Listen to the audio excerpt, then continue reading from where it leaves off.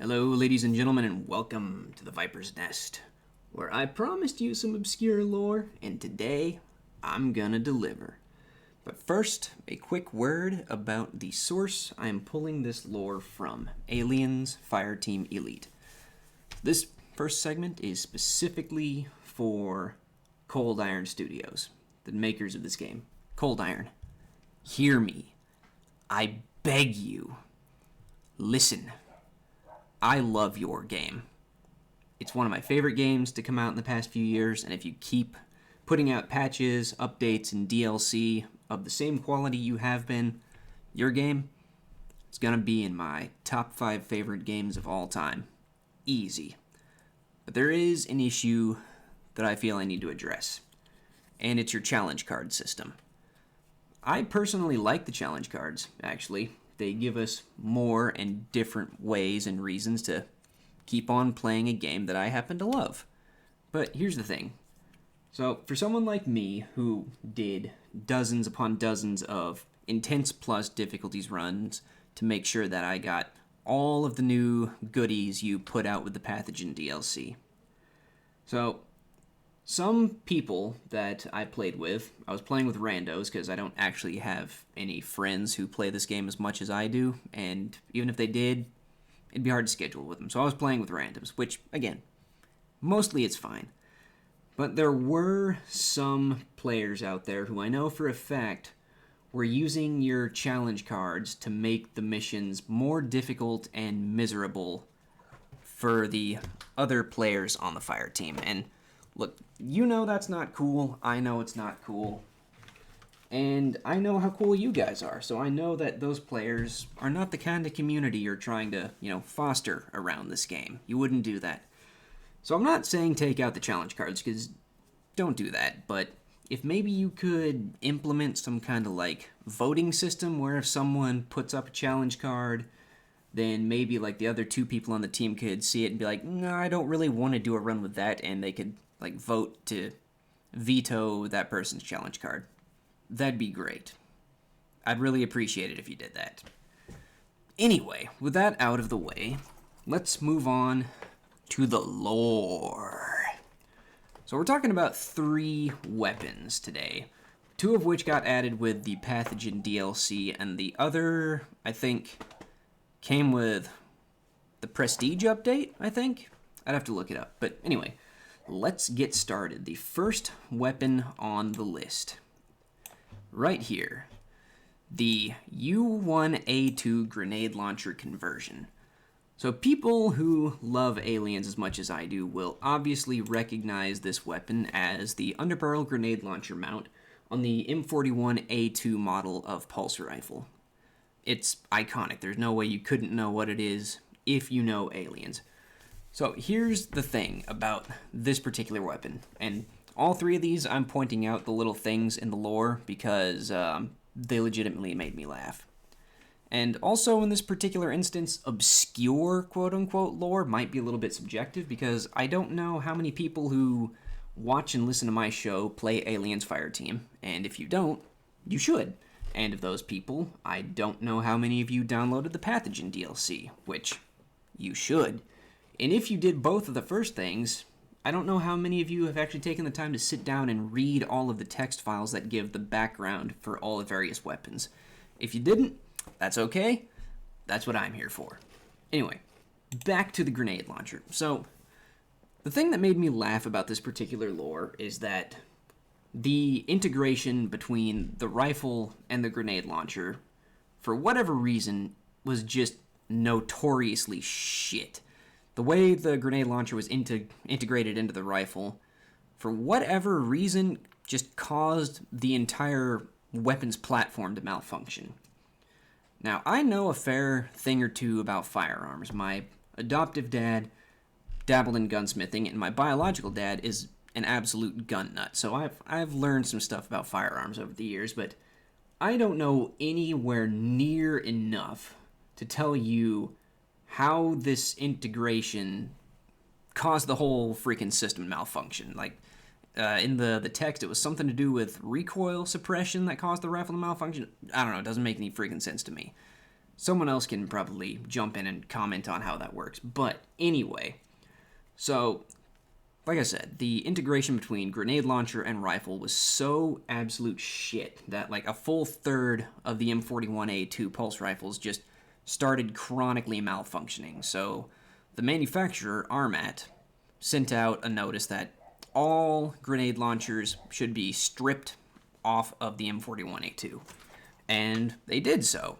And apparently, apart, the launcher and the rifle both functioned just perfectly. So the Colonial Marines ended up with, a bunch of these launchers that had been stripped off just lying around in the armory.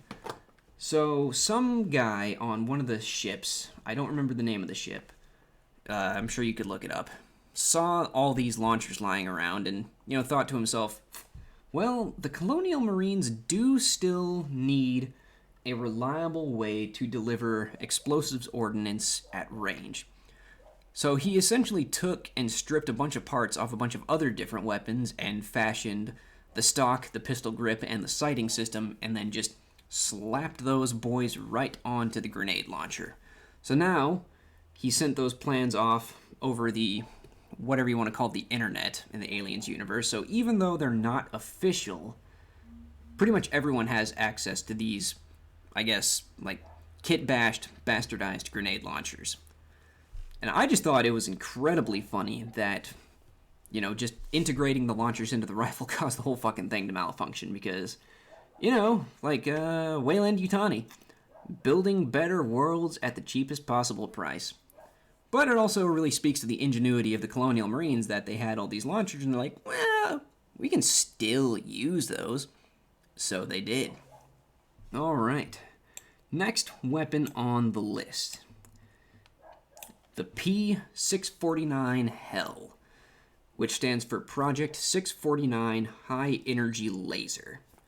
So this one made me laugh because of the price tag attached to this thing. So in the lore, the Hell was normally meant to be like mounted on vehicles or wired into some other external power source in order to fire. But, you need a good, solid, heavy-hitting weapon, and the Hell was designed to deal with like vehicles and heavily armored infantry and stuff like that. So the inventors of the Hell, which was Wayland-Yutani if I remember correctly, made themselves a power source that could be attached to the weapon to make the weapon itself man-portable with the assistance of the servo-arm combat harness that's used for like smart guns and other heavy weapons. So here's the thing. The power source, the nanowire energy battery, it was nanowire something or other that made this weapon man-portable.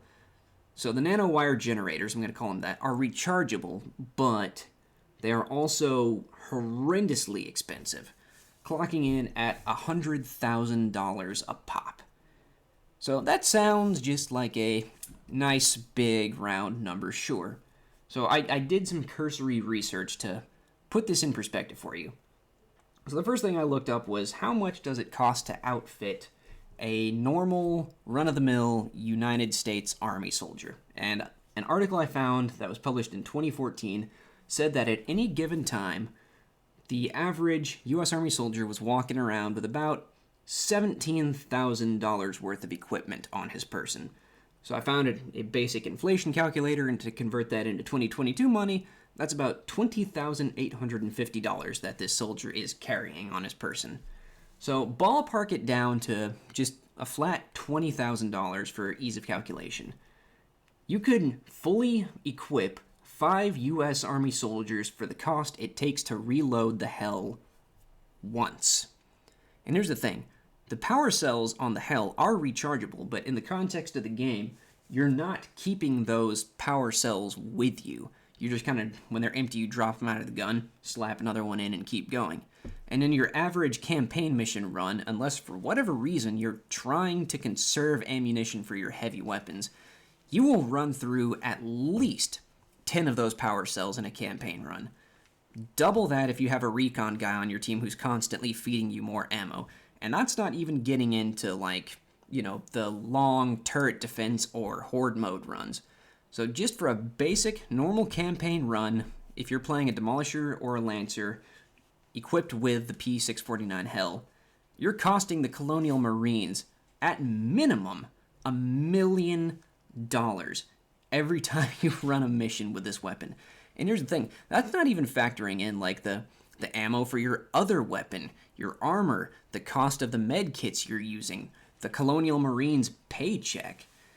You are running up one hell of a bill every single time you reload this weapon. And just for shits and giggles, I also looked up like what the most expensive military ordnance currently in use is, and I found two. So one is the Excalibur artillery shell that's currently in use, and from what I could find, that thing used to cost over $100,000, but has been knocked down to about $6,000 or $65,000. So that's an artillery shell. And the other thing, the one we no longer use was the LRLAP shell, which was long range land attack shell, land artillery shell. Let me Wikipedia that real quick. I had it pulled up just a second ago. The long range land attack projectile. So this thing is no longer used, but it was originally mounted on one of the Navy's battleships, I think, the Zumwalt class destroyer. And it had two of these AGS systems, which was advanced gun system, that used the LRLAP shell. And the LRLAP, just a single shell, cost the military $80,000 a pop. So keep in mind, both of those are big freaking artillery shells. The P649 Hell is a man-portable weapon, which is seeing more and more deployment in the Colonial Marines, according to the lore. And each time you reload it, you cost the Colonial Marines $100,000. Wow. Wayland-Yutani, man. Wayland-Yutani. Alright, the last one I have for you is the LEM STG-24 Storm Rifle.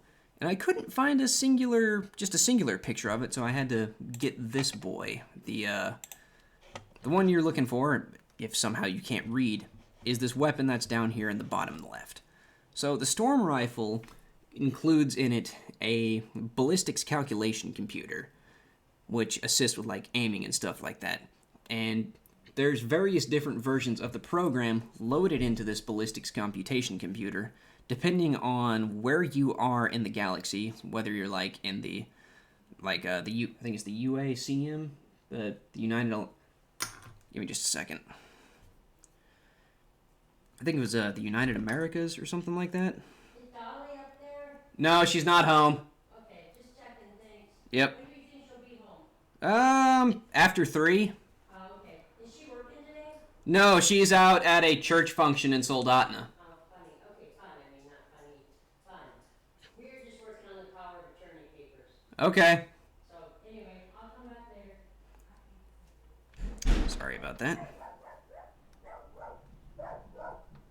Alright. I was Googling aliens, the UACM.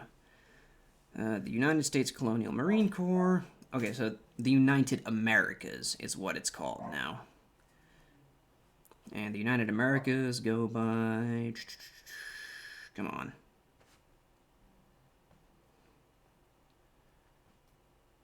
It's just called the United Americas. Okay. So there's like the United Americas, the Three World Empire, the Union of Progressive Peoples, there's a bunch of different factions out in space. And the Storm Rifle has different ballistic software on it depending on who you're serving under, and also whether it's the version of the rifle that's used in like the military versus like, civilian and law enforcement and stuff. So you've got all these different versions of this program running on the rifle dependent on where you are and what service you're using the rifle in. And every single month, it receives, patches and updates to the software inside the gun. So this hacker group called, was it Kill Code? Let me go look real quick. I have it pulled up on my PlayStation.